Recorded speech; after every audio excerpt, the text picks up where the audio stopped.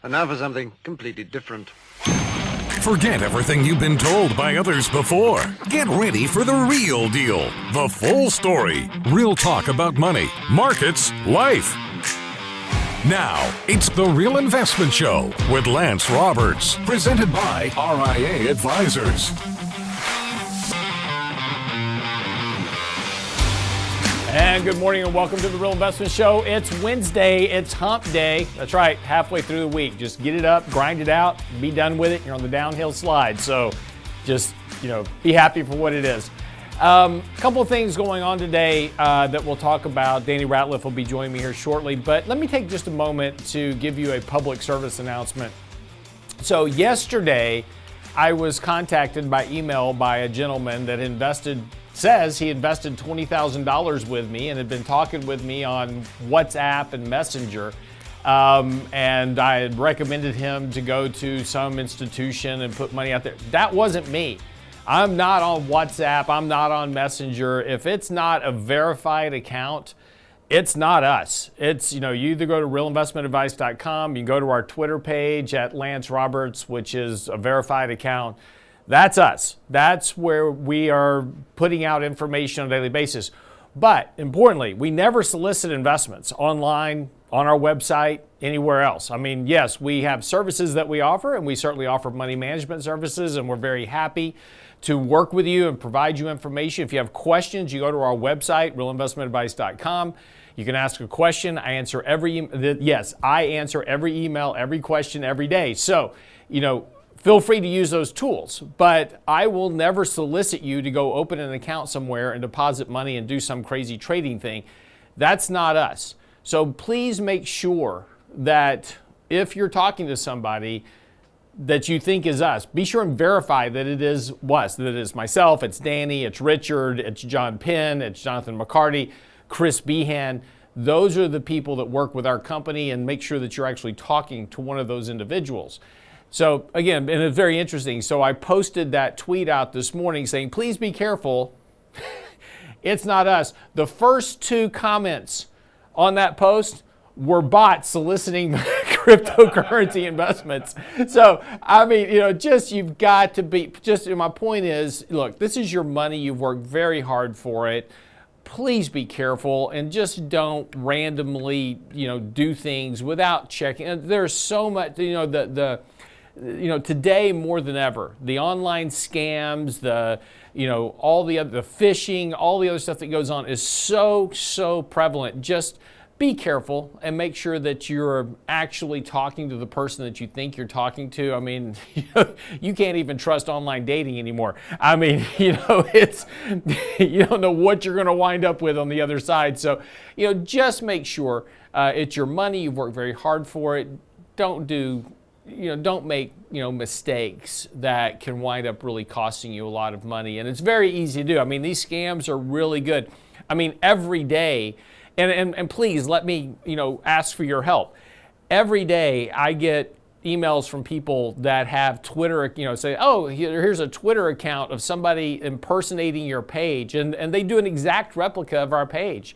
And they'll have 1,500, 2,000 followers. a complete replica of our Twitter page. And, block those people, report those people, please. Just, in the upper right hand of the website, just click on the button, report that site as an imposter account. We would appreciate it. But again, just make sure that, that you're actually talking to the person or communicating with the person that you actually think it is. And again, never, for any reason, make an investment somewhere online. Just make sure you're actually talking to the person and doing the proper protocols. It's your money. Please be careful with it. Anyway, so just a little public service announcement this morning. Don't want to see that happen to anybody. Okay, so, first 5 days, as we talked about yesterday, didn't really work out. We just missed it by that much. Of course, yesterday's action, not much better. Here's what you need to know before the bell this morning. So the good news is that the market is holding above the 20-day moving average. So that's good news. And again, not surprising that the markets are trying to hold in here. We're starting to see, a little bit of the market starting to kind of stabilize here a little bit after kind of a rocky start. A lot of that, again, as we talked about, was tax gain selling for the year. We saw that a lot in the technology stocks. Those have actually been performing a lot better over the last couple of days. NVIDIA hit an all-time high, as an example, one of the big seven. Futures are down a little bit this morning. They're kind of flattish more than anything else. So again, just kind of this grind. And here's the thing that we talked about previously, and continues to kind of really work itself out. We stated back in mid-December that the market had gotten very elevated here in terms of the MACD signals. The market has gotten very overbought. We said at that point that upside was probably limited, but markets can work through a correctional process in two manners. One of those is to actually have a correction where the market actually sells off 5, 10%, whatever it is. The other way to do it is to just work through a consolidation period. In other words, a period where the market just doesn't go anywhere, which is exactly what's been happening here really over the last 2-3 weeks. The market just has made no progress. We've just been stuck here kind of in limbo, trading around a little bit back and forth. But that's good from the standpoint for two reasons. One, this kind of support does begin to work off this kind of overbought condition that we had. We're currently on a sell signal, which continues to suggest that we have limited upside at the moment because we're still working through this correction of this of that previously overbought period. So again, that's just going to take a little bit of time to work through that. But what this also allows, though, is it allows for shorter-term moving averages to catch up with the market. So that limits your downside risk. So again, if you're expecting a really big correction, the more time that we spend just trading sideways, the less it limits that downside draw that you've got to have to work off that overbought condition. So this is actually kind of bullish news from the standpoint that you have this rising 50-day moving average that's beginning to catch up with the market. So at some point here, if the market just keeps going sideways, the moving average will catch up to the markets, will work off this overbought condition. The market can then begin to form a base, and is forming a base on which to launch a potentially another move higher. So again, that's kind of the bullish setup for the markets currently. Again, doesn't mean though that tomorrow that we couldn't have a sell-off back towards 4,500 either. So I mean, that 50-day moving average, and just below that's the 100-day at 4,450. Certainly doesn't mean the market can't have a correction here. So we certainly can. But my point is that the longer that we spend just kind of trading sideways here currently, that's going to ease that amount of potential downside risk that we've got going on. One other thing to take a quick look at is 10-year Treasury rates. Those have been creeping up here a bit. Now, we talked about 2 weeks ago that interest rates had gotten very, very overdone on that decline, and that we would expect to see a bit of a bounce in interest rates, and that's exactly what's happened. So we saw the market, interest rates kind of bottom here and then have bounced up temporarily. So we got back up to about 4%-ish. We're running right into that 200-day moving average. So that is currently right now kind of limiting that upside move in interest rates. So again, market, just like the financial markets, which are kind of consolidating that overbought condition, interest rates, because they're the inverse of bond prices, got very oversold. And so they're now working off that oversold for interest rates. It's overbought because it's upside down. But we're working through that same process. So again, consolidation in rates and the consolidation in market prices is allowing potentially for that next move, which would be potentially for stocks to move higher and interest rates to move back lower. So again, just be a little patient here, as we've talked about before. No big rush to go jump into the markets just yet. No big catalyst right now to move markets. We're about to start earnings season. That will be the next catalyst to move markets potentially higher, depending on how earnings come in. So just be careful here, but that's what you need to know before the bell this morning. So when we come back, we'll pick up with Danny Ratliff. What's it like to actually live on Social Security only in retirement? We'll talk about that with Danny Ratliff. Don't go away.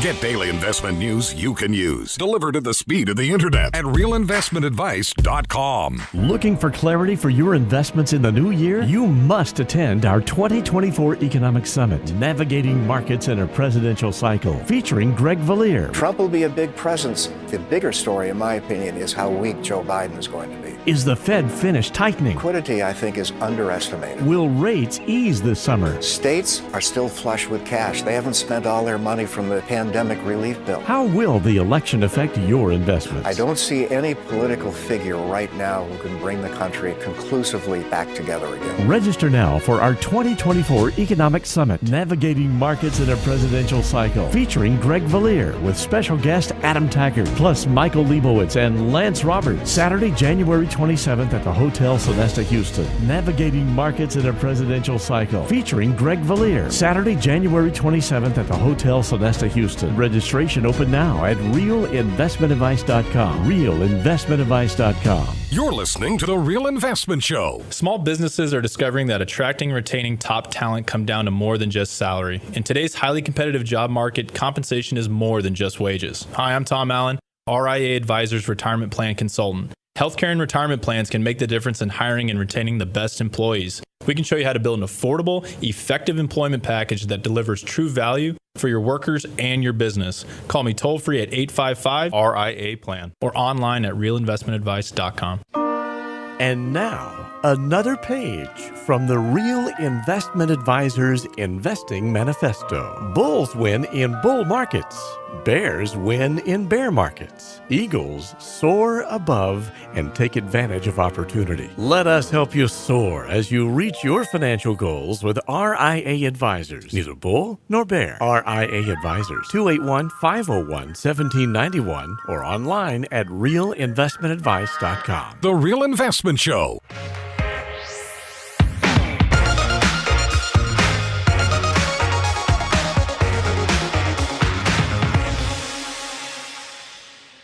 So welcome back.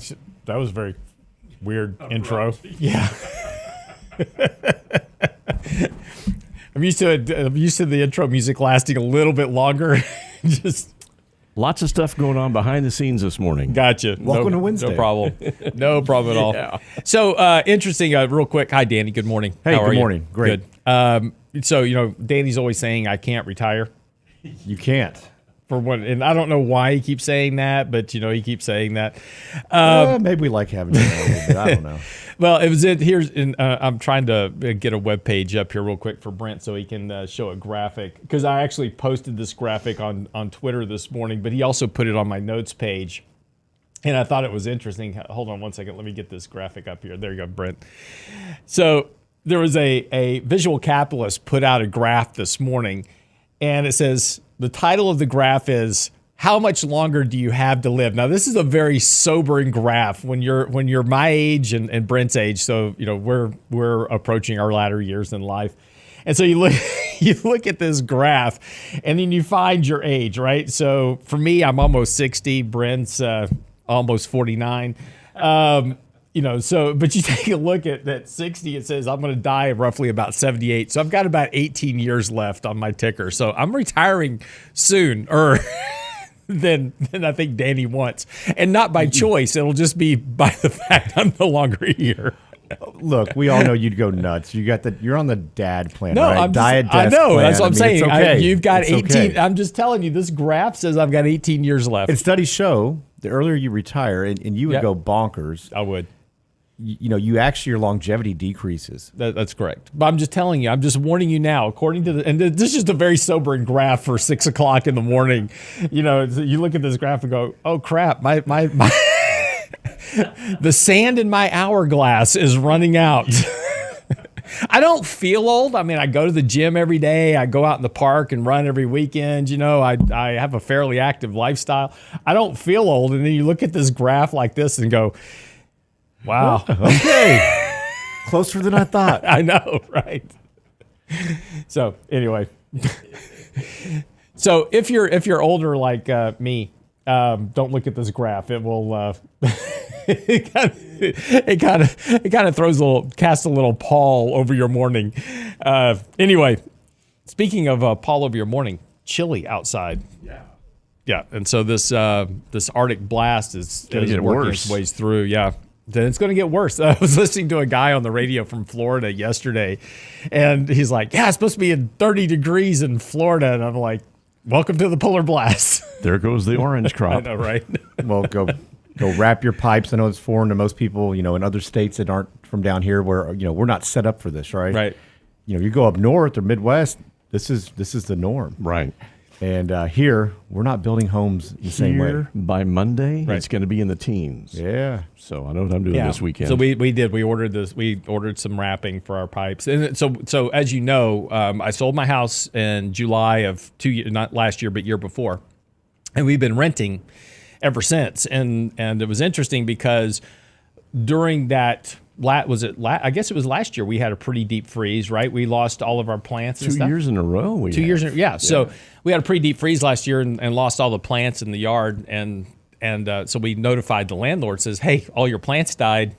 And they said, we don't care. So, you know, all the plants we pulled them all up, right? So, you know, it's all good. We don't have any plants to worry about.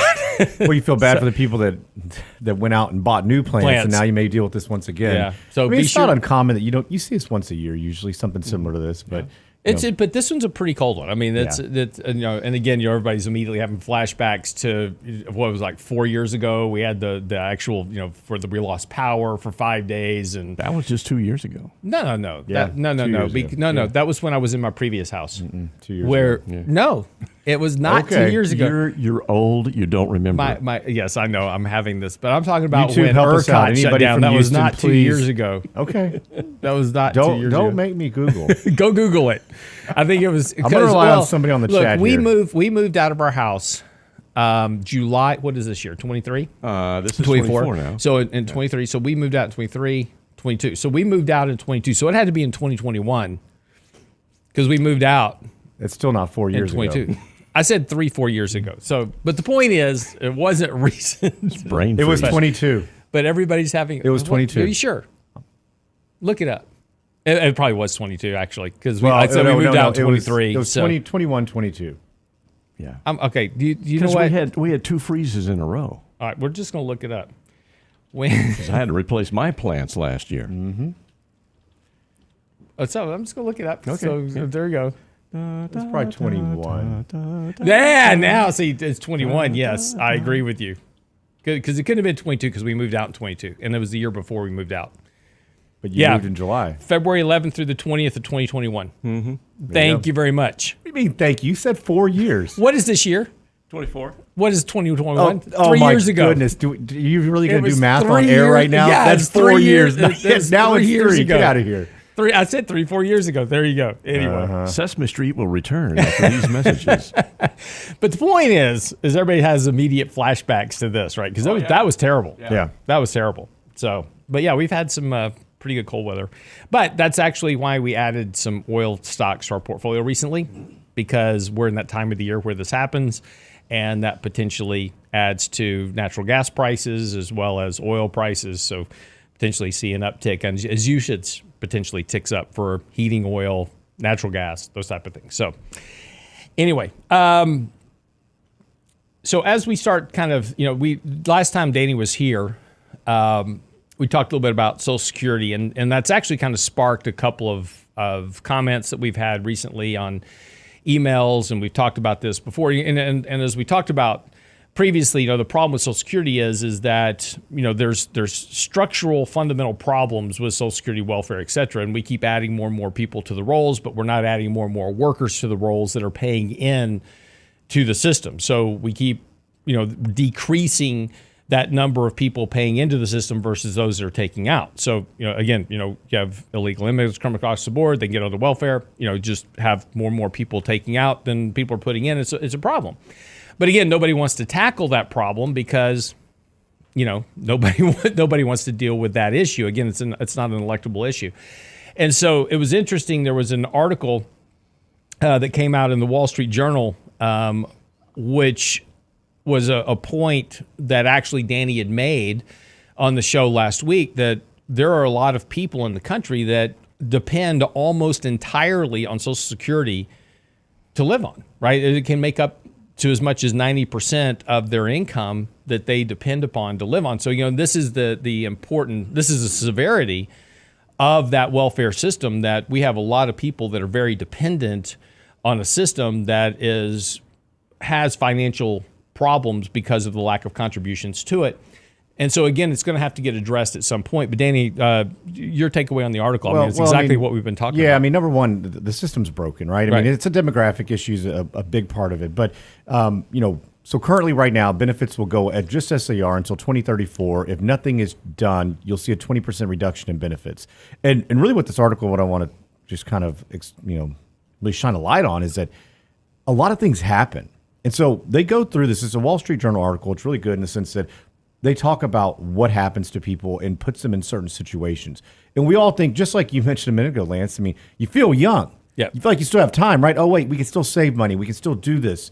I'm in good health. I'm not worried about this. I'll work till I'm 75. We hear that all the time. Right. I'm going to work until I can't. And then life happens. Something gets in the way. And it may not be you getting sick. It may be a loved one. It may be something happening with work. There's just so many different factors that play into this. And so, if you think back to when Social Security was actually created, I think it was, 1934. Right. We're looking at, in the 40s, it was designed just to supplement some part of your income. And not all of it. And you weren't expected to live that long. No, the life expectancy was like 65. Yeah. And that's when you started taking Social Security back then. And so at that point, it was really designed to replace 20% of a worker's compensation. It got higher in the 80s. It was actually over 50%. Now it replaces about 40 or less than 40% of your income. And so for most people, so you get into retirement, something happens. What happens then if that's only going to replace 30, 40% of your income, and people are living paycheck to paycheck because they're not able to save? Look, we know the spots everybody's in, right? A lot of people living paycheck to paycheck.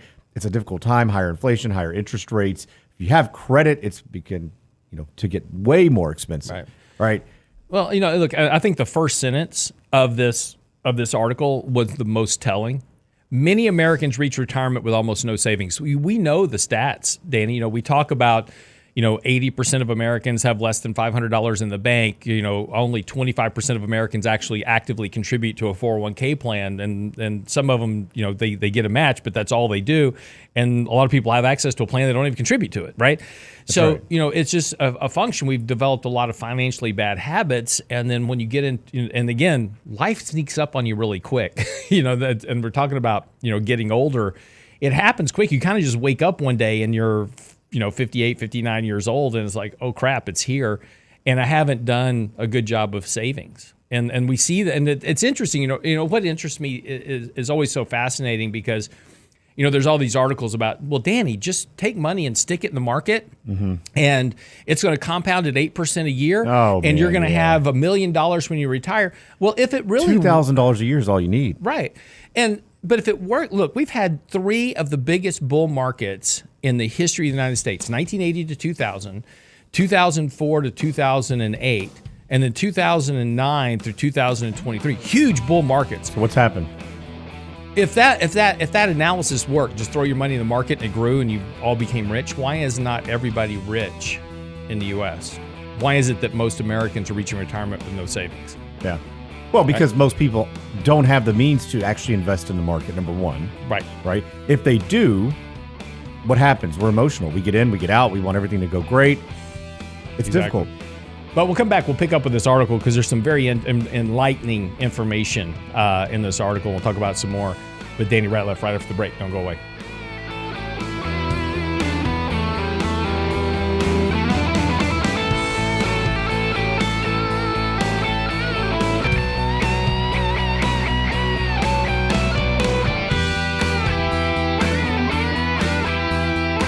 The Real Investment Advice blog. It's required reading for the informed investor. Catch it today at realinvestmentadvice.com.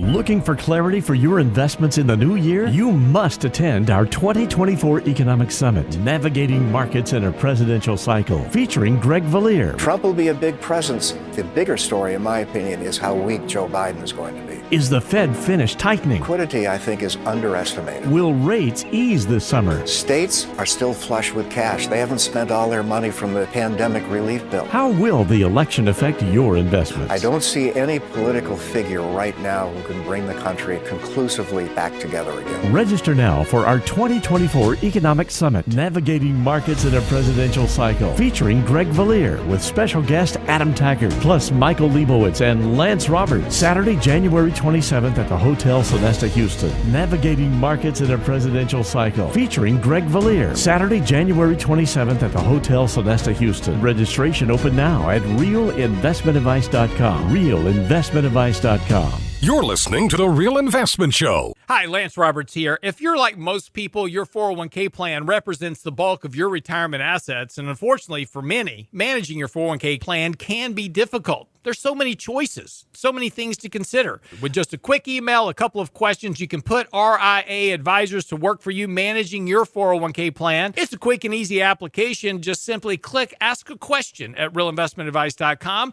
or give us a call at 855-RIA-PLAN. That's realinvestmentadvice.com.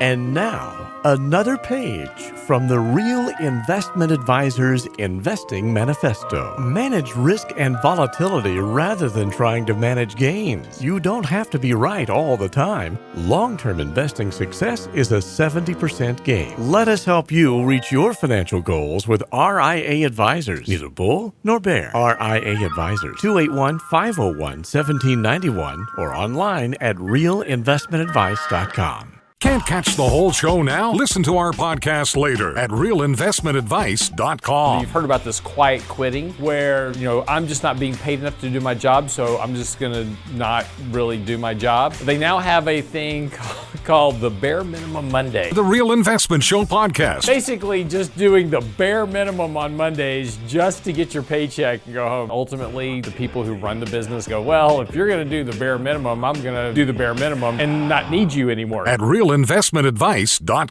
At some point, somebody's got to work. That's kind of the way it works. Health and financial security touches everyone within your organization. Offering benefits for all doesn't need to be complicated. Hi, I'm Tom Allen, Senior Benefits Consultant at RIA Advisors. RIA Benefits provides independent expertise to find solutions that speak to the mission of your business, the culture you want to establish, and the budget you are able to work within. Book a free consultation with me at realinvestmentadvice.com/retirement, and we'll find a solution that takes care of your most important asset, your people. realinvestmentadvice.com/retirement, realinvestmentadvice.com. The Real Investment Show YouTube channel has all our videos ready for your easy access. Now with the new and improved Before the Bell reports, Candid Coffee, and Lunch and Learn replays, plus each day's radio shows. Subscribe and bookmark our YouTube channel at realinvestmentadvice.com. You're listening to The Real Investment Show.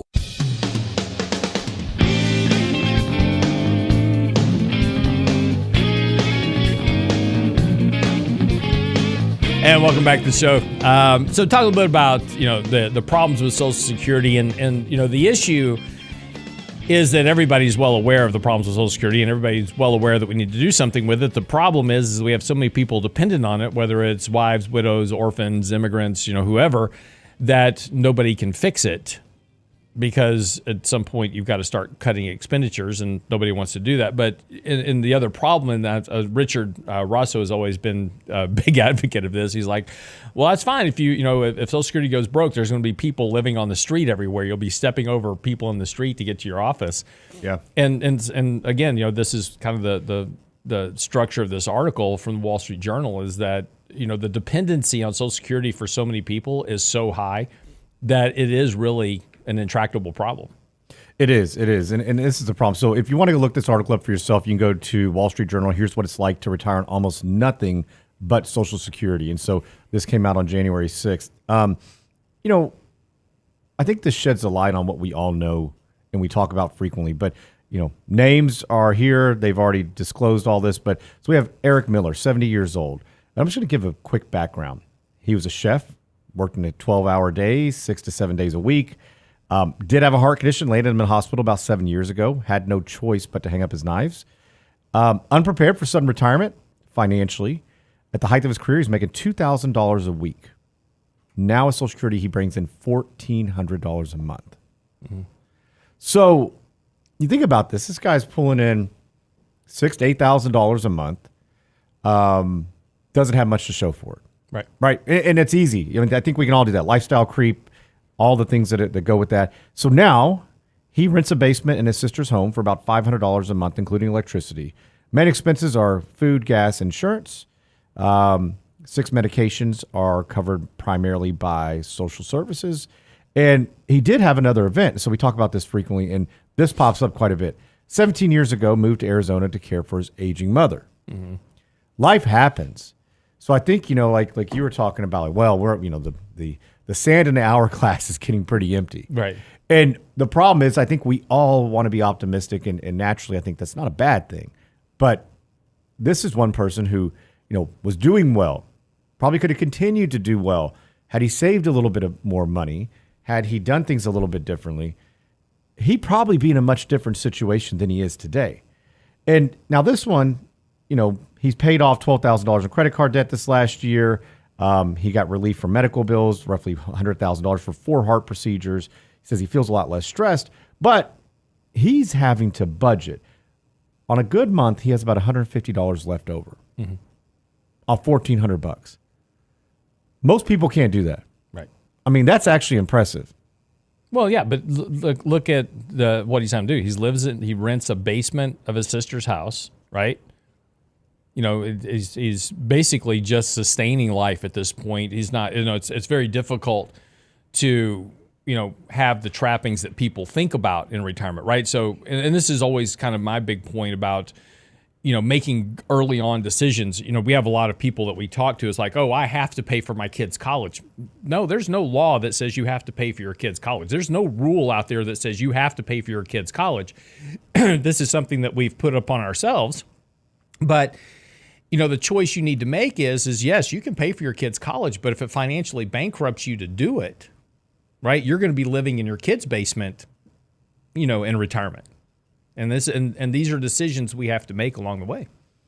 Well, you see so many people bankrupt their retirement for their kids' college or their kids' lifestyle. I mean, we see that often where, people are in retirement, they're funding their children's just to, meet their basic needs. I'm like, man, we need a budget, maybe a drug test. I mean, a whole lot of things going on here, right? I mean, you see this happen way too often. And so, but this is just one example. Another one, Kathy wrote, she's 72 years old, $1,040 Social Security check.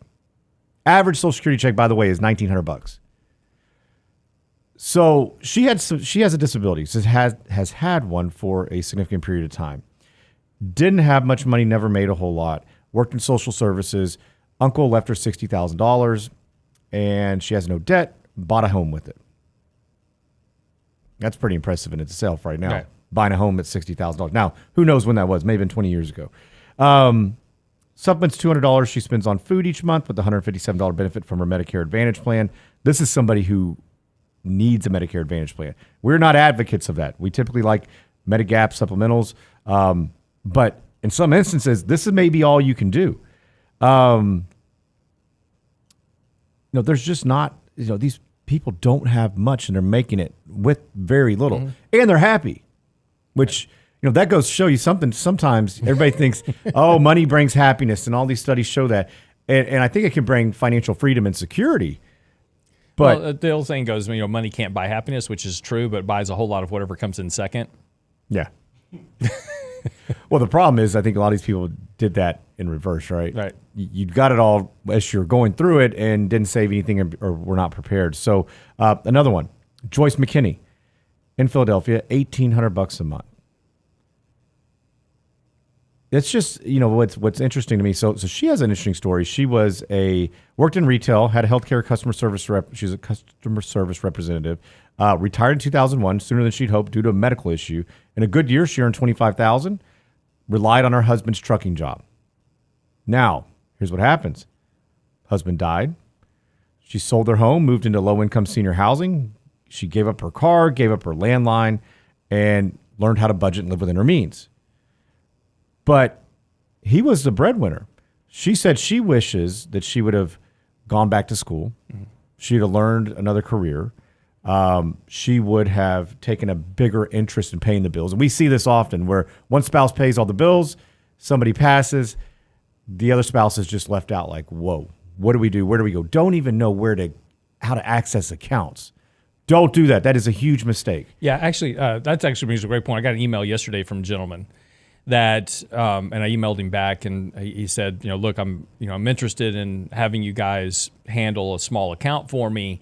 I manage my own investments, but I want to have a little small relationship with you so that when I pass away, that my wife can, have an advisor. Yeah. And I'm like, that's a terrible way to approach it, because if you don't get your wife involved, now she doesn't have trust with the company she's working with or the advisor that she's working with. And so, and unfortunately, the investment advisory business or the financial business is very predatory. And there are literally advisors that read the obituaries, and they're looking for women who have just lost their husband because they know they're not financially, intact with the money, and they're very easy prey, right? They get a life insurance settlement, they get access to accounts that belong to the husband, et cetera. They don't know what they're doing. They don't have a relationship with an advisor to help them through a very traumatic experience that they're going. They're very emotional, and you see them get sold, high cost annuities and all kinds of stuff that isn't necessarily good for them, but they're big high commission products.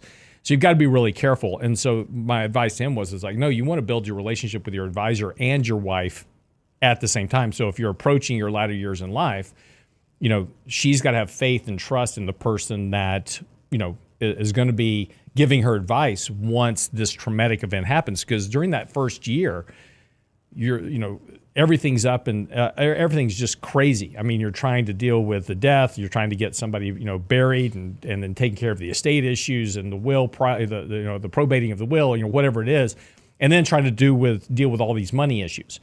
So start that process very early if you're going to do it. Yeah, I agree. I think we do see that often. We do have a lot of people that, very astute investors have done a really good job, but they say, hey, listen, I just, I want to spend time in other areas, or my wife or my husband would like me to spend time in other areas. What can we do? How can we make this relationship work? And a lot of times, though, the mistake is they don't bring the other spouse in.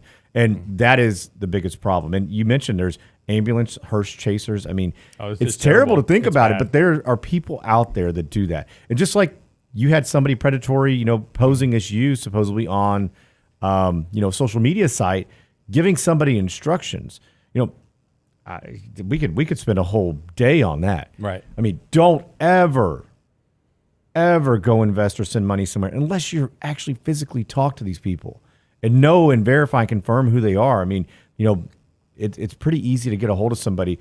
I would never go through, just the internet and say, okay, great. But a lot of people do it. Yeah. And a lot of people think that, oh, this is really so-and-so. I mean, we've heard other people who, have spotlight on them, well-known names. We've heard stories of people investing funds or thought they were investing funds with them as well. And it wasn't them at all. Right. Or it was. Bernie Madoff was a great example. Oh, well. So, you just got to be careful. And as always, and this is also one of these issues. And again, that's not one of these particular cases here. But yeah, we're jumping around a bit. We are. But, I have plenty of examples of people I've talked to in the past that got involved with a financial scam very late in life. They lost everything. Or there was a really bad financial market. 2008 devastated thousands upon thousands of people's retirement, or hundreds of thousands of people. Their retirement was devastated in 6 months.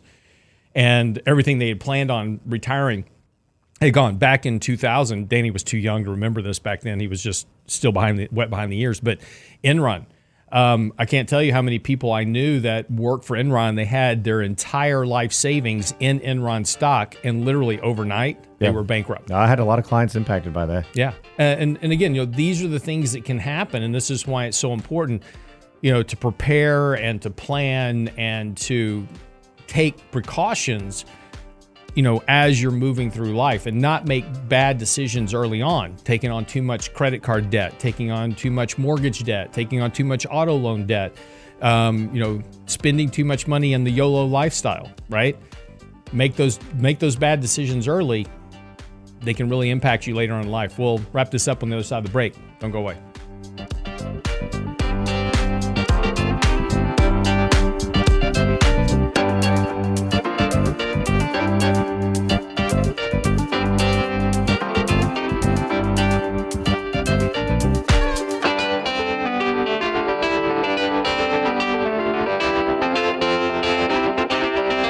Get daily investment news you can use, delivered at the speed of the internet at realinvestmentadvice.com. Looking for clarity for your investments in the new year? You must attend our 2024 Economic Summit, Navigating Markets in a Presidential Cycle, featuring Greg Valier. Trump will be a big presence. The bigger story, in my opinion, is how weak Joe Biden is going to be. Is the Fed finished tightening? Liquidity, I think, is underestimated. Will rates ease this summer? States are still flush with cash. They haven't spent all their money from the pandemic relief bill. How will the election affect your investments? I don't see any political figure right now who can bring the country conclusively back together again. Register now for our 2024 Economic Summit, Navigating Markets in a Presidential Cycle, featuring Greg Valier with special guest Adam Taggart, plus Michael Leibowitz and Lance Roberts. Saturday, January 27th at the Hotel Sonesta, Houston. Navigating Markets in a Presidential Cycle, featuring Greg Valier. Saturday, January 27th at the Hotel Sonesta, Houston. Registration open now at realinvestmentadvice.com. Realinvestmentadvice.com. You're listening to The Real Investment Show. Have the market's gyrations made you nervous? If so, it's because you have more risk in your portfolio than you realize. It's time to reevaluate your long-term investing strategy with RIA Advisors. Our disciplined approach can help eliminate unnecessary risk. We do that by having both a buy and sell discipline. Does your advisor do that? If you think it's time to work with an advisor who puts your interests first, it's time for real investment advice. RIA Advisors, 855-RIA-PLAN, RIAadvisors.com. And now, another page from the Real Investment Advisors Investing Manifesto. A passive investment portfolio requires active risk management. It's not a choice, it's necessity. Diversification doesn't protect against risk of loss. Let us actively help you reach your financial goals with RIA Advisors. Neither bull nor bear. RIA Advisors, 281-501-1791 or online at realinvestmentadvice.com. The Real Investment Show.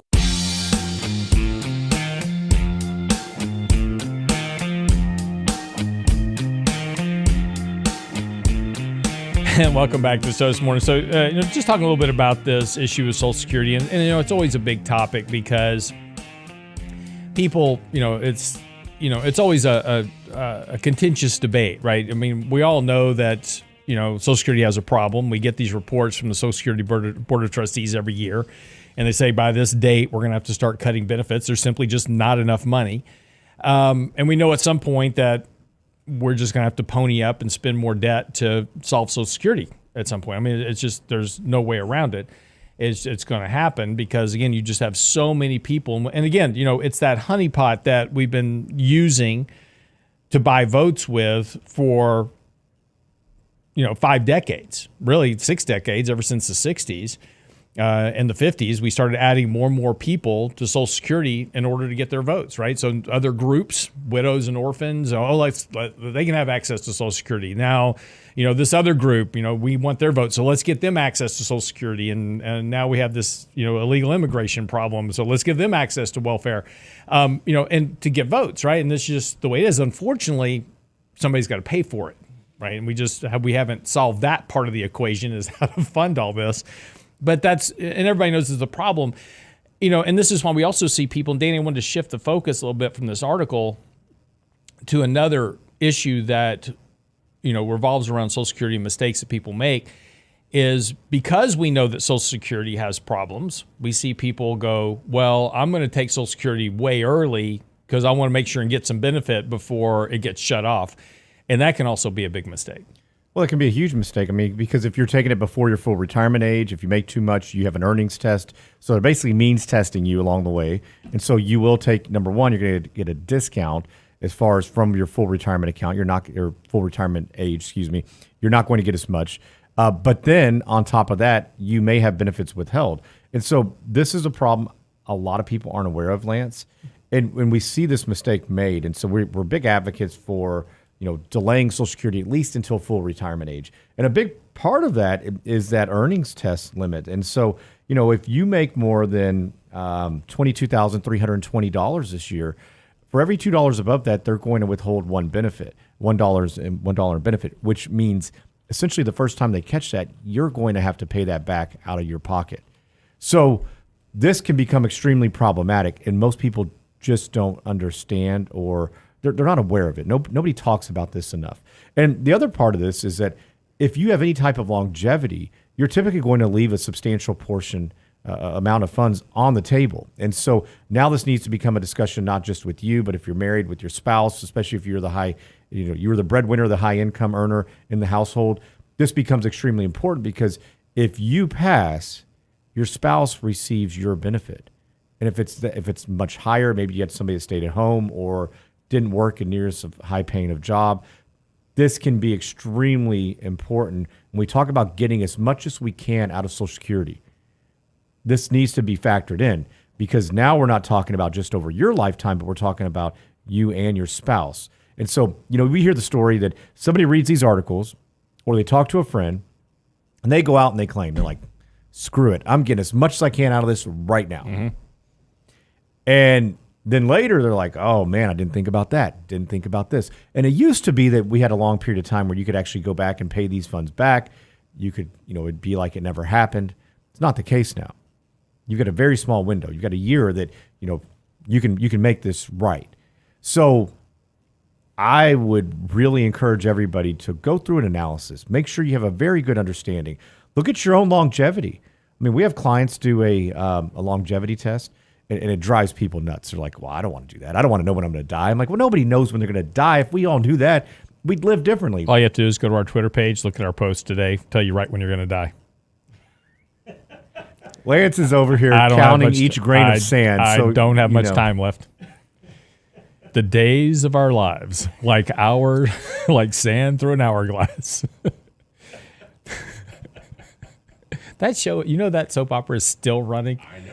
It is the longest running show on television. My grandmother used to watch The Days of Our Lives in General Hospital. Yeah. With every day. Still on? Yes, it's still on, still going. People are pre-embalmed, but it's still going. It's still going. Yeah. Lance keeps talking about he's going to die. You think it was Monday, not Wednesday. You just told everybody it's hump day. You're halfway there. I'm halfway there in life. I'm on the downhill more like 3/4. Oh, man. Thanks. That's even better. So I think there's a lot of issues out there that most people just aren't aware of with Social Security, Lance, and that needs to be taken into account. Make sure you understand it. If you have questions, call somebody. Go to realinvestmentadvice.com, ask a question. We're always happy to help any way that we can. And if you're working with an advisor, have them run the numbers. They should have the ability to do so, understanding COLA adjustments. This year we did get a 3.2% cost of living adjustment. Granted, I know most of you think, hey, well, that's not nearly enough. And, many years it's not. But it is better than nothing. So make sure that, you keep that in mind. Social Security can be fixed. Right now we have, income earnings are only taxed up to just over $160,000. There's the American Academy of Actuaries actually did a study on it, showing that if you remove the cap, or which they've actually, they've lobbied and campaigned for, of saying, okay, keep that cap, but then at 300 or 400,000, start that back up again. That can actually do a really good job of filling the hole of what that big, gap is, of that 20% cut in 2034. Moving the retirement age just a little bit, or even instead of 6.2% Social Security tax, moving it up to like 7.2 or 7.25. That fixes things very quickly. But like you said, Lance, not very electable. Haven't had any major, changes in Social Security in over 40 years. And I don't, I think we're going to kick this can down the road, unfortunately. Yeah, absolutely.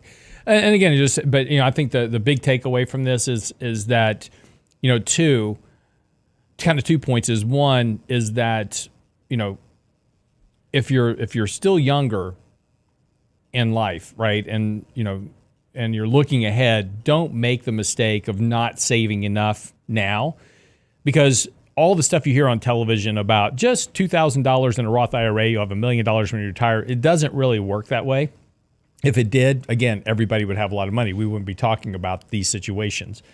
And the second thing is that don't make mistakes of, too much debt, too much, other things that in life that take away from that ability to grow and save money. Allocate a good budget.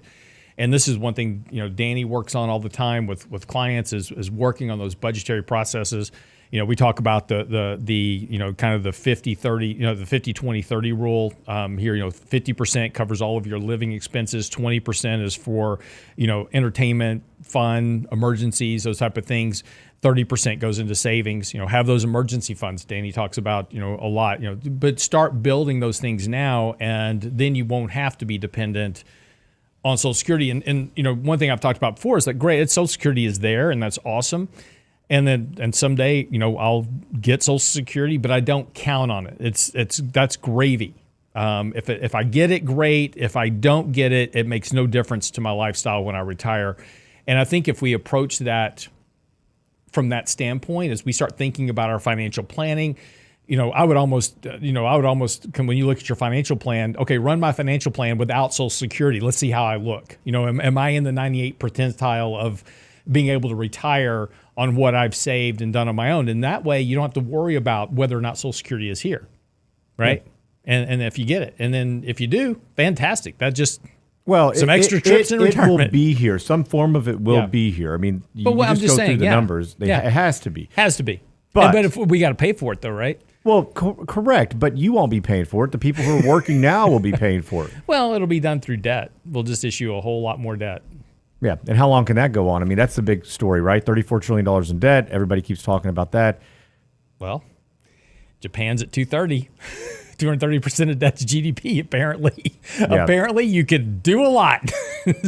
Well, but you stifle much economic growth. Well, and that's my point, is that, yes, Social Security will be here. But what's going to be the result of that? Yeah. Right? You may get Social Security, but inflation may be so high at that point that, you can't afford anything anyway. So, but my point is if you can plan as if you're not going to get it, then you don't have to worry about it. And if you get it, great. No, that's exactly right. But for somebody who's later down the road, who thinks that maybe you're going to work forever, start thinking about that. Hey, if you got to supercharge your savings right now, go for it. Every little bit helps. I hear a lot of times people say, well, it's too late. I wasn't able to do it earlier. I just can't start it now. Absolutely not. You can do it right now. Start putting funds aside. Every little bit helps. And hopefully that way you do have a little bit of a cushion. You do have the ability to go out and spend a little bit more. Look, I've seen the good, bad, and the ugly. Everybody takes a little bit different path. But the more you do to prepare yourself, the better off you're going to be. That's right. So Days of Our Lives ran from 1965 to 2022. In 2022, it was moved to Peacock. Really? Yes. Movie stars who were on Days of Our Lives: Lisa Rinna, Jamie Chung, who became rather famous, Tara Reid, Leanne Rimes, Tom Selleck. Jesse's Girl, the guy that wrote and sang Jesse's Girl, played a doctor on Days of Our Lives, Rick Springfield. Yep. Interesting. Pamela Anderson, Vivica Fox, Jensen Ankles, Mila Kunis. Huh. So, don't knock Days of Our Lives. What's up with everything going in all these streaming services? I mean, if you want to watch something these days, you'd have to piece all these things together. And I bet you're spending as much or more. You are. And actually, Brent and I just talked about this, I think, earlier this week or last week, is that the bundle, everybody was like, cut the cord, get rid of the bundle. Now you're actually bundling, and it's more. No, people are going to start bundling back on cable because it'll be cheaper again. Yeah, but you can't watch half the stuff you wanted to because they've all gone to Peacock or Amazon or wherever it may be. Right. Paramount. That's what I'm saying, though. Somebody's going to get smart and bundle all these services back together again, charge you a better price, and everybody will move back to the bundle. Yeah. So crazy how that works. That's why we own Comcast. Anyway, wraps up the show for the day.